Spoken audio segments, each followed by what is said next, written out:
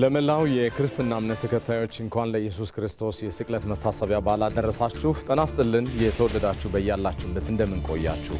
ሁለት ሰዓት ነው ኢቲቪ ዜና 57 እዚህ አዲስ አበባ ከሚገኘው ዋናው ስቱዲዮአችን አሁን ይጀምራል። አበይት ነጥቦቹን ነው። የኢየሱስ ክርስቶስ ስቅለት በተለያዩ አብያተ ክርስቲያናት በሃይማኖታዊ ስነ ስርዓት ታስበዋል።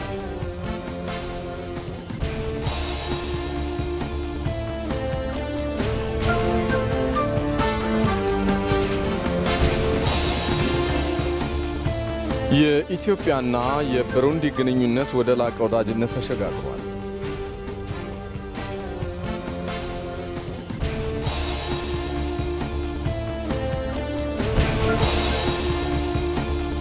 የአሜሪካው ምክትል ፕሬዝዳንት ጄዲ ቫንስ ወደ ፓኪስታን አመሩ የሚለውን ደግሞ ከውጭ ዜና።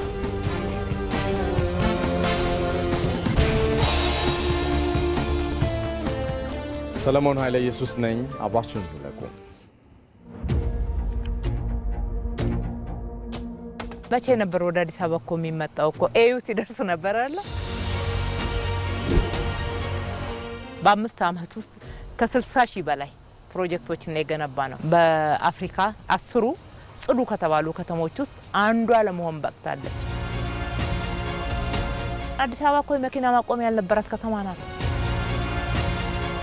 አንድ ወር በኋላ 5ቱም ወደ ተግባር ይገባሉ። ኬንያ ላይ የሚካሄደው የአፍሪካ ከተሞች ፎረም ላይ ገቢ ላይ ልምድ እናካፍላለን። ልማታችን አንዱ ለየት የሚያደርገው ሰው ተኮር ነው። ሁለተኛው ደግሞ አካታች ነው።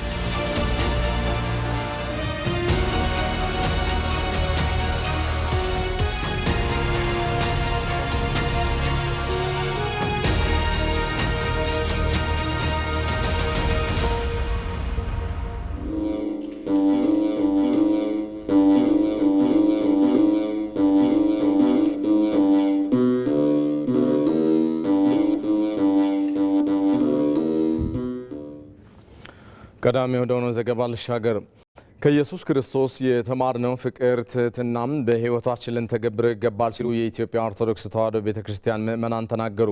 በመንበረ ጸባዖት ቅድስት ሥላሴ ካቴድራል የስቅለት በዓልን በጸሎትና በስግደት እያከበሩ የነበሩ ምእመናንን አስተያየት ባየ ሙላት አሰባስቧል። ተከታተሉትና እንመለሳለን።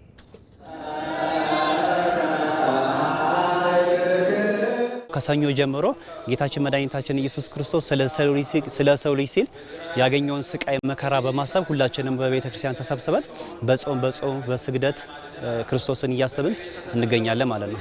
ከኢየሱስ ክርስቶስ ስቃይና መከራ እና ስቅለት የምንማረው ሩህሩህነት፣ ደግነት፣ አዛኝነት፣ የዋህነት እና ፍቅርን እንማራለን ማለት ነው። ያን ሁሉ አስተምሮናል። ያን ስቅላት፣ ያን ግርፋት፣ ያን ጎኑ መወጋት ያሳየው ለኛ ፍቅርና ትህትና ሲል ነው እና ያን እያሰብን በየዓመቱ እንዘክረዋለን፣ እናስበዋለን።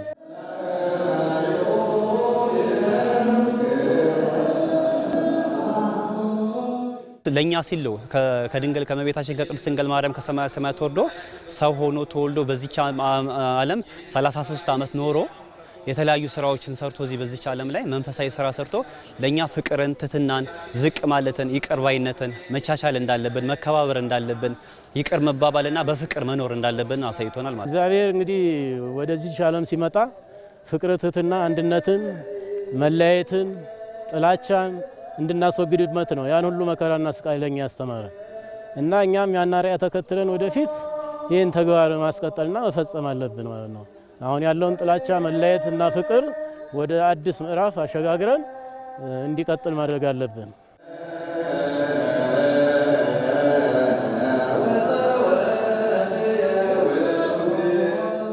ክርስቶስ ስለ ሰው ልጅ ነው የመጣው፣ በፍቅር ነው ያለውና ስለዚህ እኛ ደግሞ ከክርስቶስ መማር አለብን። ክርስቶስ የሰው ልጅን ስለመረጠው ስላከበረው ነው በሰው ልጅ በአርአያው በአምሳሉ ወርዶ ከመቤታችን ወርዶ ወደ ሰው ይሆነው። ስለዚህ ከኛ የሚያስተምረን ነገር ምንድነው? ፍቅርን ያስተምረናል፣ ትህትናን ያስተምረናል፣ እርስ በርስ መዋደድ እንዳለብን፣ መፈቃቀር እንዳለብን፣ መከባበር እንዳለብን፣ አንደኛው ለአንደኛው መረዳዳት እንዳለብን፣ በብሔር በጎሳ ሳይሆን ሁላችንም በሰው ልጅ የአዳም ልጆች አንድ እንደመሆኑ መጠን ሁላችንም በሃይማኖት በፍቅር ተሳስረን እርስ በርስ ሃይማኖት ሳንል የተለያዩ ብሔር ሳንል ጾታ ሳንል እርስ በርስ ተከባብረን በፍቅር በሰላም ይህን ጊዜ ማለፍ እንዳለብን ክርስቶስ አስተምሮናል ማለት ነው።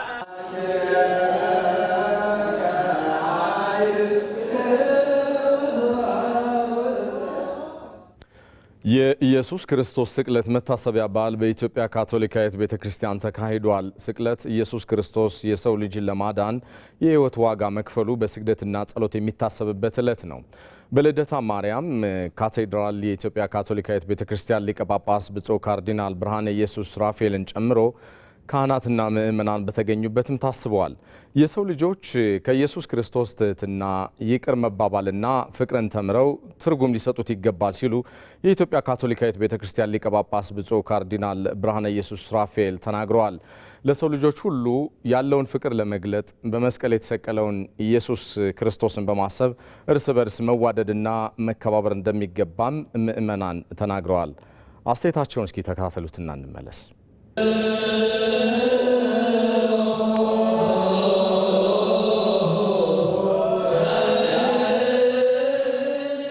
በስቅለቱና በሞቱ እንዳዳነን ስለምናምን ነው። በደሙ ስላዳነን እርቀ ሰላሙን ማውረዱንም ስለምናምን ነው።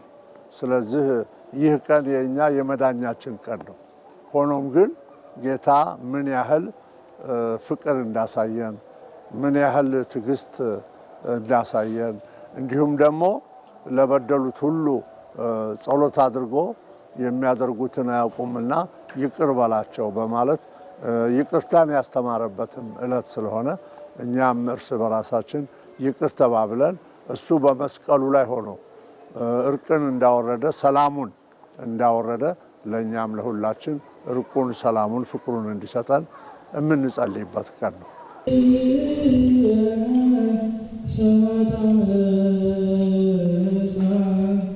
ወንድሙን ያልወደደ እኔን ሊወድ አይችልም ብሎ አስተምሮናልና እኛም ወንድም እህታችንን በምድር ላይ ስንመላለስ መውደድ አለብን። በተለያየ ምክንያት ልንገፋፋ እንችላለን፣ ግን ያ መገፋፋት ጊዜያዊ መሆን አለበት። አንዱ ለአንዱ ማሰብ መቻል አለበት። መተሳሰብ ያስፈልጋል። ገፍትሮ ከመጣል ከሚወድቅበት ማንሳትን፣ ክፋትን ከማድረግ በጎ ነገር ማሰብን፣ መተሳሰብን፣ ጽድቅ ነገር ሊያደርግ የሚችል ምክንያቱም ክፋት ለራስ ነው፣ በጎ ነገርም ለራስ ነው። ስለዚህ በጎ ነገር አድርጎ ለራስ ከእግዚአብሔር በረከትን ማግኘት እንጂ ክፋት ማሰብ፣ ተንኮል ማሰብ፣ አንዱ ወንድሙን ገፍትሮ መጣል በጣም ለሀገራችን የማይጠቅም ነው። አምላክ ሆኖ ሰውን ሆኖ ነው የተሰቀለልን የተዋረደልን አይደል? እኛም ደግሞ ከእለት ከእለት ኑሯችን እርስ በርሳችን ተቻችለን ለሌላውም ደግሞ ክርስቶስን መምሰል እንድንችል ያስተምረናል። ምሕረትን መለማመድ አለብን። ምሕረት ሰጪው ሳይሆን ምሕረትን መቀበል መስጠት መቻል አለብን። የበደለንን ይቅር እንደምንል እኛም ደግሞ የበደሉንን ይቅር ማለት መንበርከክ መቻል አለብን። የትናንቱ ትልቁ ትምህርት ትህትና እዚህ ላይ ነው የሚያስፈልገው። ቅንነት እዚህ ላይ ነው የሚያስፈልገው። ቅን እንሁን ለማለት ነው። በቅንነት ወደምንፈልገው ደረጃ እንደርሳለን።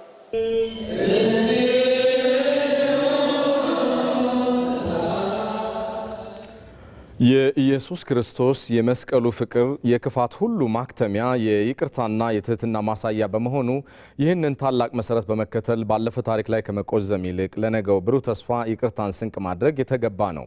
የኢየሱስ ክርስቶስ የስቅለት መታሰቢያ በዓል በዛሬው ዕለት በ5 ኪሎ የኢትዮጵያ ወንጌላዊት ቤተክርስቲያን መካነ ኢየሱስ በልዩ ሁናቴ ታስቦ ያለ ሲሆን የእምነቱ አባቶችና ምእመናን የክርስቶስን የመስቀል ፍቅር መነሻ በማድረግ መልእክታቸውን አስተላልፈዋል። ለኢትዮጵያ ቴሌቪዥን እድሉ ፈቀደ አስተያየታቸውን እንደሚከተለው አሰባስበዋል።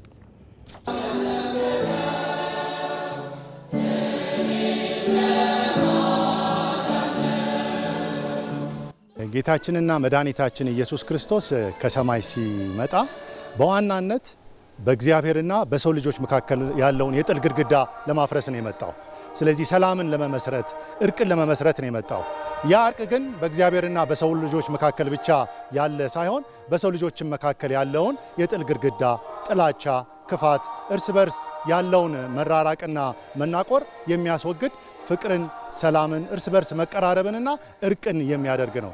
ስለዚህ ከሰማይ የመጣው ይህ መልእክት ከሰማይ ጋር የሚያስታርቀን ብቻ ሳይሆን እርስ በርስም የሚያስታርቀን መልእክት ነው። ኢየሱስ ክርስቶስ ትልቅ ምሳሌ ነው።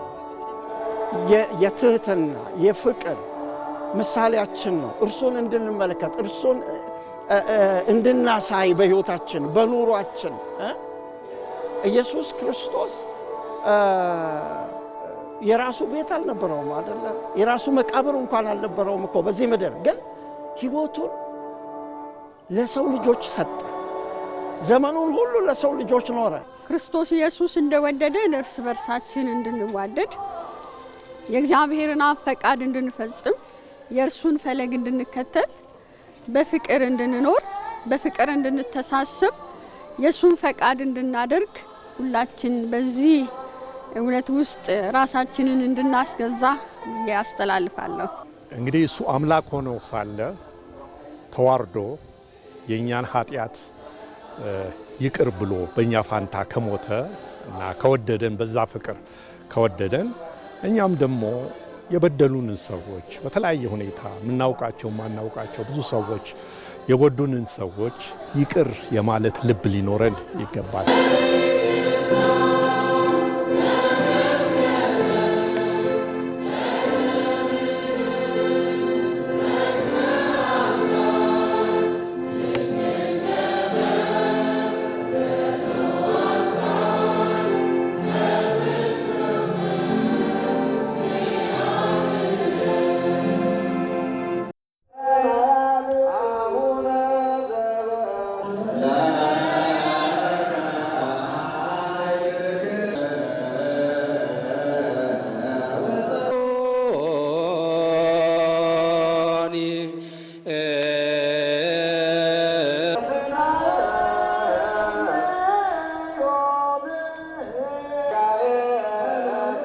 ልብሱንም ገፈው ቀይ ልብስ አለበሱት።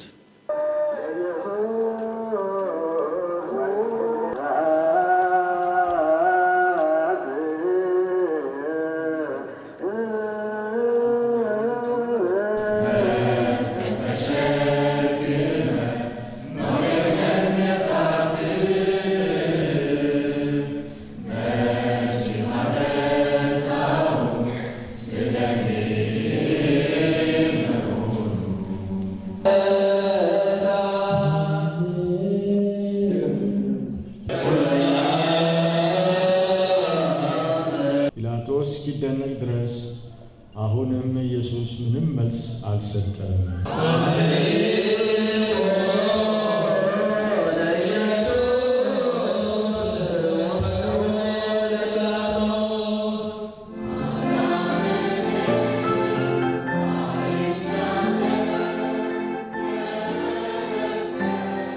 በአንድ ሰው በደል ብዙዎች ሞተዋልና፣ ነገር ግን የእግዚአብሔር ጸጋና በአንድ ሰው በኢየሱስ ክርስቶስ ጸጋ የሆነው ስጦታ ከዚያ ይልቅ ለብዙዎች በዛ።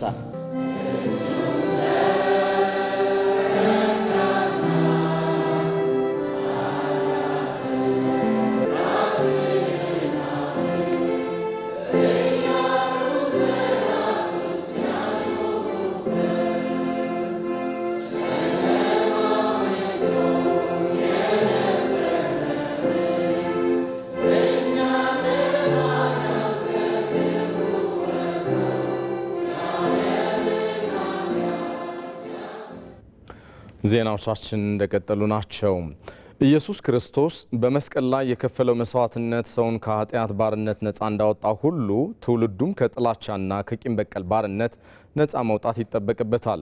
የመስቀሉ ፍቅር የክፋት ሁሉ ማክተሚያ፣ የይቅርታና የትህትና ማሳያ በመሆኑ ይህንን ታላቅ መሰረት በመከተል ባለፈ ታሪክ ላይ ከመቆዘም ይልቅ ለነገው ብሩህ ተስፋ መስራትም ይገባል። እድሉ ፈቀደ። በሰው ልጅ ታሪክ ብዙ ዋጋ ተከፍሏል። ለሀገር ነጻነት ደም ፈሷል። ለስልጣንና ለእውቀትም ብዙ ተደክሟል። የኢየሱስ ክርስቶስ ስቅለትም ዓለምን ከጥፋት ወደ ልዕልና ሰውንም ከባርነት ወደ ልጅነት የቀየረ ዋጋ፣ እርሱም የክርስቶስ የመስቀል ላይ መስዋዕትነት ነው። ይህ ክስተት ሃይማኖታዊ ስርዓት ብቻ ሳይሆን የሚያደርጉትን አያውቁምና ይቅር በላቸው በሚል ድንቅ ቃል በቀል በይቅርታ የተሸነፈበት ታላቅ እውነት ነው። ዛሬም የከረሩ ልቦችን ለመጠገን እንደ ክርስቶስ ለሌላው መኖርና ዋጋ መክፈል አስፈላጊ ነው። እግዚአብሔር ልጁን ኢየሱስ ክርስቶስን ስለኛ ኃጢአት ዋጋን እንዲከፍል ያደረገው ከፍቅር የተነሳ ነው ብለናል እና ከትንሣኤን ስናስብ ፍቅርን ነው የምናስበው። ሰው ከእግዚአብሔር ጋር የታረቀበት፣ ሰው ከራሱ ጋር የታረቀበት፣ ሰው ከእርስ በርሱ ጋር የታረቀበት ነው ብለን ነው የምናስተምረው። መሆንም ያለበት ያ ነው። ስለዚህ አሁን ከዚህ የምንማረው ነገር ይቅር ማለትን፣ ፍቅርን፣ አንዱ ለሌላው ፍቅርን መስጠት እንዳለበት እግዚአብሔር ያን ያህል ለኛ ዋጋ ከከፈለ ለዚህ አጠገቤ ላለ ወንድሜ፣ ጎረቤቴ፣ አብሮኝ ለሚኖር ዜጋ ትንሽ ነገር ማድረግ ሊከብድ አይገባም እና ዋናው መልእክቱ እግዚአብሔር ያደረገውን ስናስብ እኛም ደግሞ ያንን ማድረግ እንዳለብን ነው። ይህ መስዋዕትነት ሰውን ከኃጢአት ባርነት ነፃ እንዳወጣ ሁሉ ትውልዱም ከጥላቻና ከቂም በቀል ባርነት ነፃ ማውጣት የግድ ይለዋል።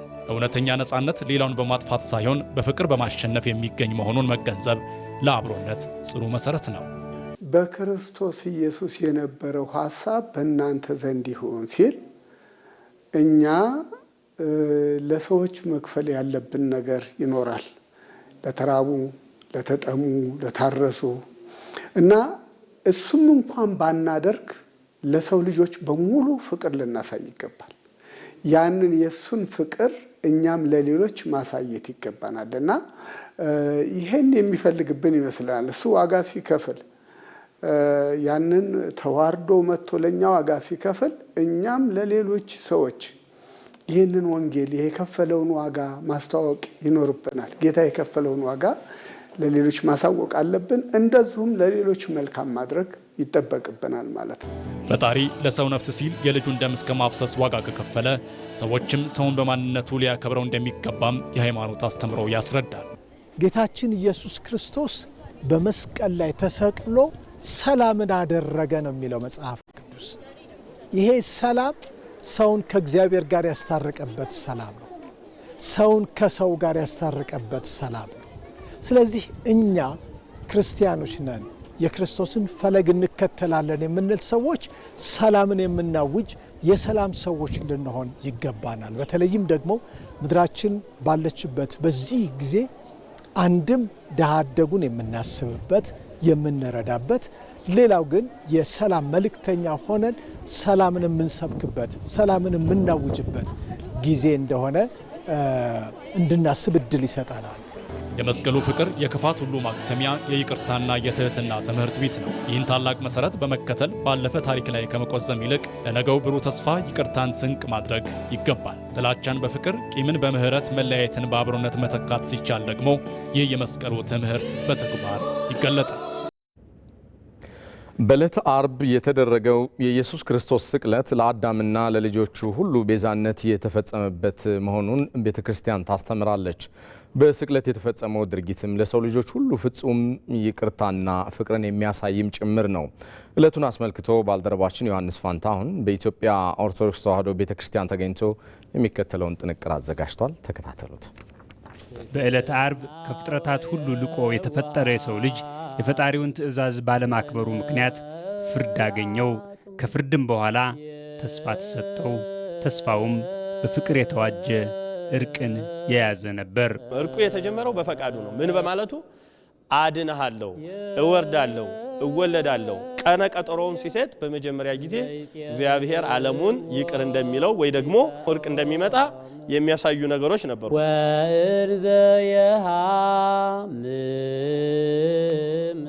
ቀራንዮ ወይም ጎልጎታ የእርቅ አደባባይ፣ የሰላም አደባባይ ሲባል መስቀሉ ደግሞ የእርቅ ማዕድ፣ የሰላም ማዕድ ተብሎ ይጠራል። የሰላሙን እንጀራ፣ የሕይወትን እንጀራ ክርስቶስ ኢየሱስን የበላንበት የሕይወት መሶብ ነው። የሰላም መሶብ ነው። የነጻነት መሶብ ነው። ክርስቶስ አፍቅሮተ ሰብነዚየኑ ይህን ፈጣሪ ለፍጥረቱ ያለውን ፍቅርም በመስቀል ላይ ገለጠ። እርቅ አድርጓል። ምን አለ? አባ ስሬ ሎሙ እስመ በዘኢየአምሩ ይገብሩ፣ አባት ሆይ የሚሰሩትን አያውቁምና ይቅር በላቸው ብሎ ከራሱና ከአባቱ ጋር አስታርቋል። ተአገሰ ለሃኩ ጽለቶሙ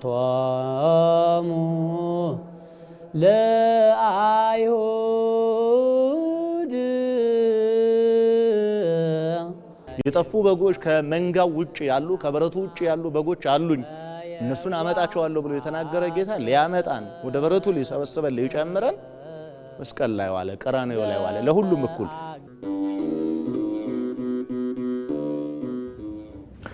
የኢየሱስ ክርስቶስ ስቅለት በክርስትና እምነት ውስጥ ጥልቅ ትርጉም ያለው ነው። ስቅለቱ ትህትናና ራስን አሳልፎ መስጠትን ለሰው ልጆች ያስተምራል። የነገን የትንሣኤ ብርሃን ለማየት ደግሞ የዛሬን መከራ በትዕግስት መሻገርና ለጋራ ሰላም ሲባል የሚከፈለውን ዋጋ ሁሉ በጸጋ መቀበል እንደሚገባም የኢየሱስ ክርስቶስ ስቅለት ተምሳሌት ነው። በዚህ ጉዳይ ዙሪያ ወንድማገኝ ኃይሉ ተከታዩን ጥንቅር ይዟል።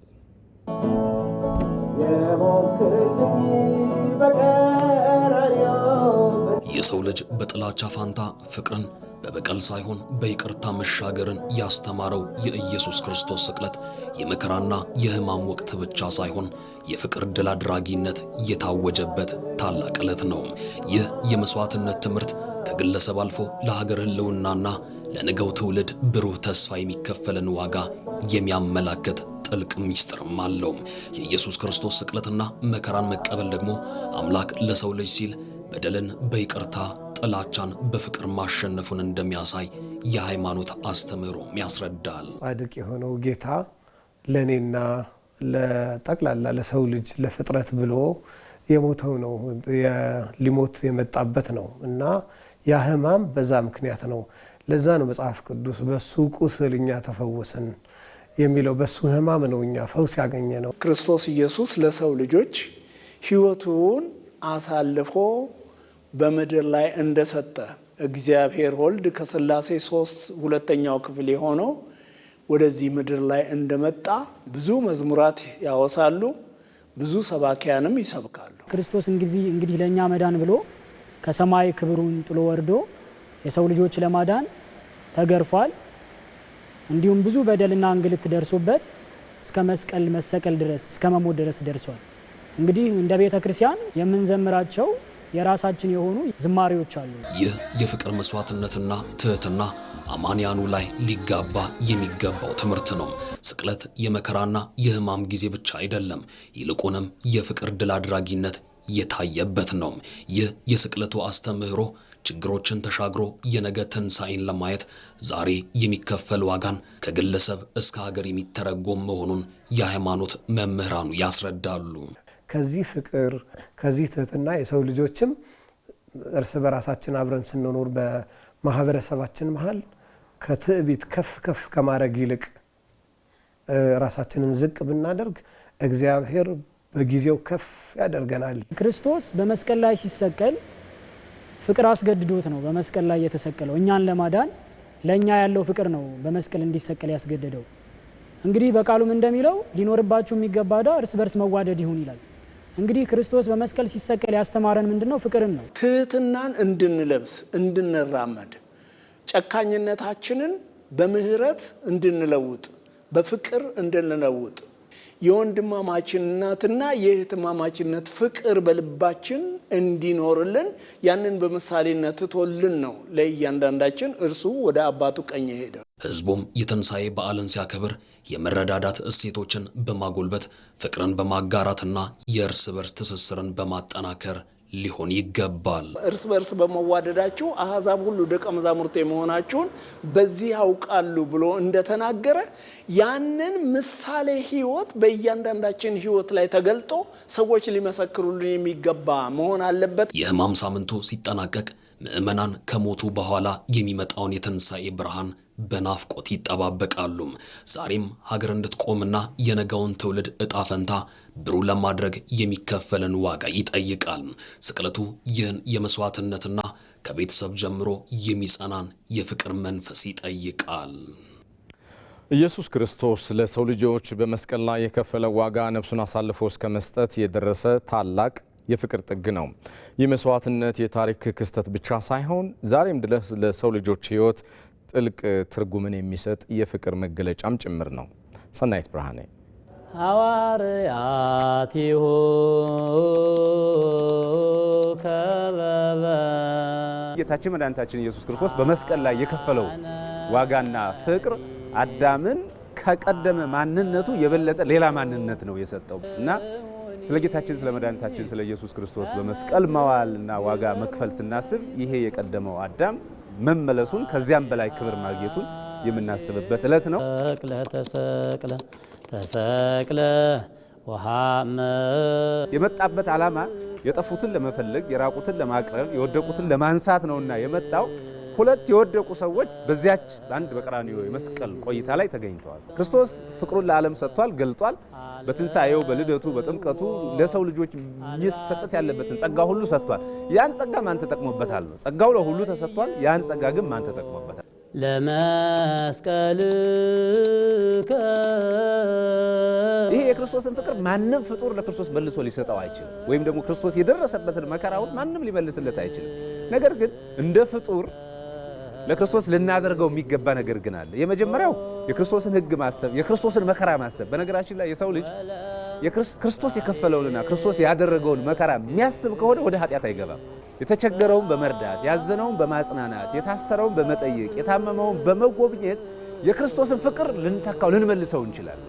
ጌታችን መድኃኒታችን ኢየሱስ ክርስቶስን በመጨረሻው ዘመን ማቴዎስ ወንጌል ምዕራፍ 25 ላይ ሲመጣ የሚጠየቀው ጥያቄ ይሄንን ነው። ስለዚህ የጌታችንን ፍቅር ችግረኞቹን በማሰብ በመርዳት እንድናስበው ያስፈልጋል ማለት ለመስቀልከ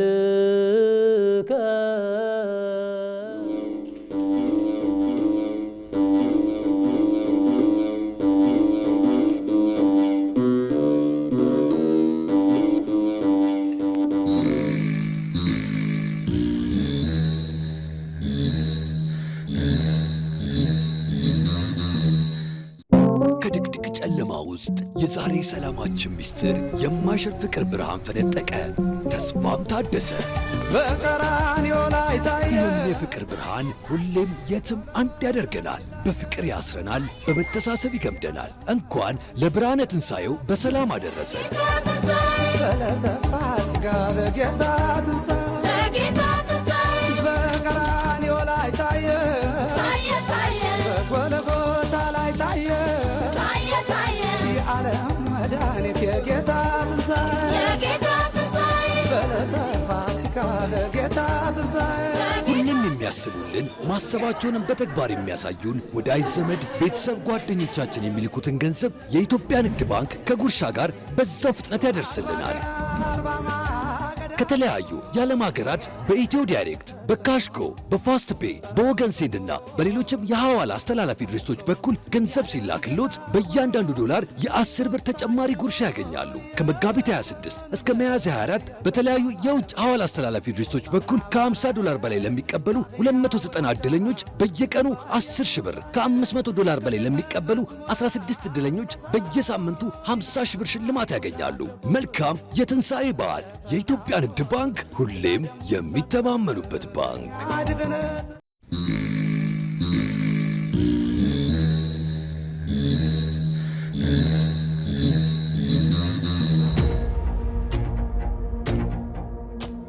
መቼ ነበር ወደ አዲስ አበባ እኮ የሚመጣው? እኮ ኤዩ ሲደርስ ነበር አለ። በ5 ዓመት ውስጥ ከ60 ሺህ በላይ ፕሮጀክቶችን የገነባ ነው። በአፍሪካ 10ሩ ጽዱ ከተባሉ ከተሞች ውስጥ አንዷ ለመሆን በቅታለች። አዲስ አበባ እኮ የመኪና ማቆሚያ ያልነበራት ከተማ ናት። አንድ ወር በኋላ 5ቱም ወደ ተግባር ይገባሉ። ኬንያ ላይ የሚካሄደው የአፍሪካ ከተሞች ፎረም ላይ ገቢ ላይ ልምድ እናካፍላለን። ልማታችን አንዱ ለየት የሚያደርገው ሰው ተኮር ነው። ሁለተኛው ደግሞ አካታች ነው።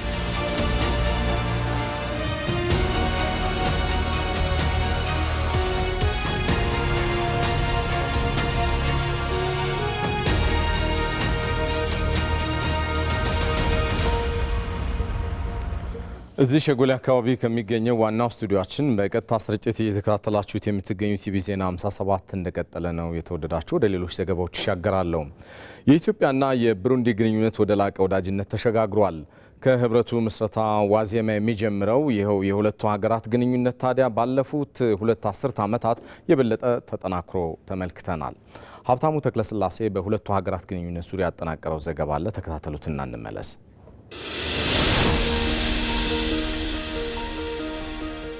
ዕጣ ፈንታ አገናኝቷቸዋል። ረጅሙ አባይ ወንዝ አጋምዷቸዋል። ወዳጅነት አስተሳስሯቸዋል። ታሪክም አቆራኝቷቸዋል። ኢትዮጵያና ብሩንዲ ብዙሃን ህዝባቸው ወጣት የማደግ የመበልጸግ ተስፋቸው የሚታይ የሚዳሰስ ነው። በራስ የመቆመው ተርተር ውስጥ ማንን አይቼ የሚል ቅኔ አለ። እንደማን ልሆን የሚል ጥያቄ ይከተላል። ተፈላጊዋ ኢትዮጵያ መልሶና ተከስታለች። የብሩንዲው ፕሬዝዳንት ኢቫሪስቲ ኒዲያይሽሚዬ አዲስ አበባ ሲመጡ ገመዱን ለማጥበቅ ደማቁን የትብብርና ትስስር ታሪክ ለማጉላት ነው።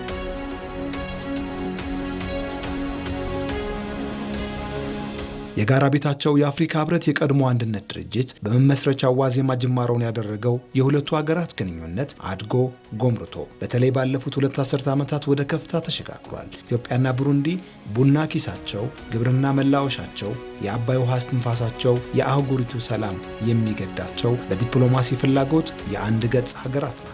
ሁለቱም በባህር በር ጦት የተፈተኑ የኢኮኖሚ እንግልት የተፈረደባቸው ሀገራት ናቸው። እናም መሻታቸው የጋራ ነው። ትብታባቸውን ገፈው በጸጋቸው መድመቅም ጽኑ ፍላጎታቸው ነው። ኢትዮጵያና ብሩንዲ አንዳቸው ለአንዳቸው እጅጉን አስፈላጊ ሆነው ዘልቀዋል። ዛሬ ደግሞ በይበልጥ ይህ ከፕሬዝዳንቱ ይፋ የሥራ ጉብኝት፣ ከደመቀው አቀባበል፣ ከከበረው እንግድነት፣ ከሞቀው ሰላምታ ውስጥ ታይቷል። ከሁሉ በላይ በመከላከያ፣ በጤና፣ በትምህርት፣ በውሃና ኢነርጂ፣ በግብርና፣ በንግድ፣ በዲጂታል መታወቂያና በቱሪዝም ዘርፎች የተፈራረሟቸው ሁሉን አቀፍ ስምምነቶች ተያይዘን እንደግ ተደምረን እንበልጽግ ያለበትን አውድ ለዓለም ቀጥተዋል።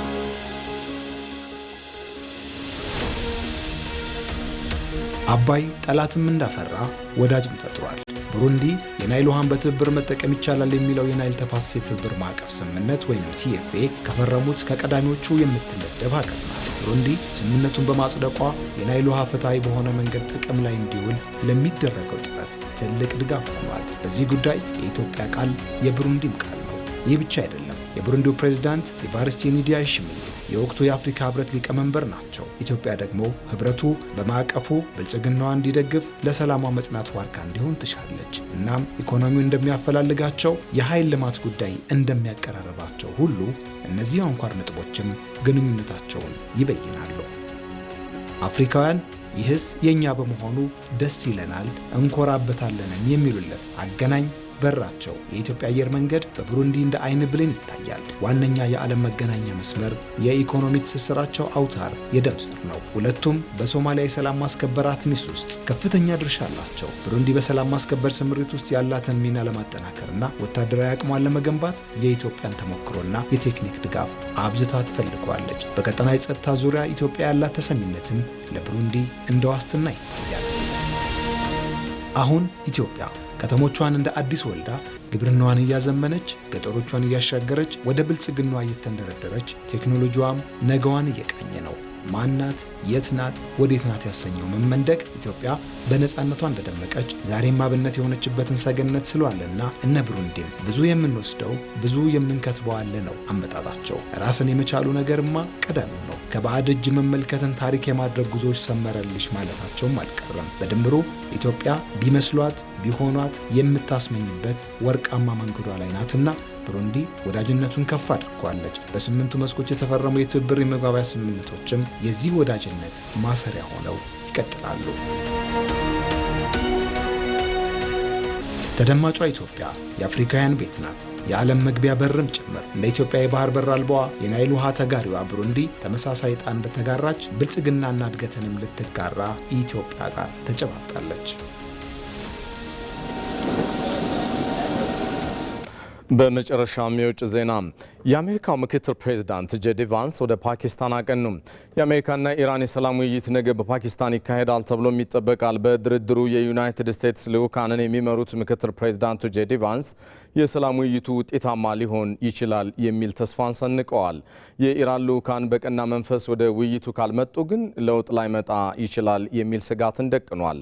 የኢራን ፓርላማ አፈ ጉባኤ በሊባኖሱ የተኩስ አቁም ተግባራዊ መሆን አለበት የሚልና በሀገራቸው ንብረቶች ላይ የተጣለው ማዕቀብ ከውይይቱ አስቀድሞ ሊነሳ ይገባል የሚል አቋም መያዛቸውን ኤኤፍፒ ነው የዘገበው።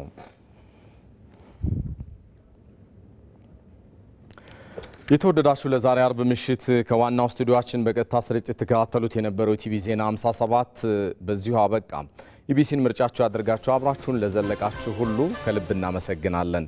እኔ ሰለሞን ኃይለ ኢየሱስ ነኝ። በያላችሁበት ሰናይ ጊዜ ይሁን።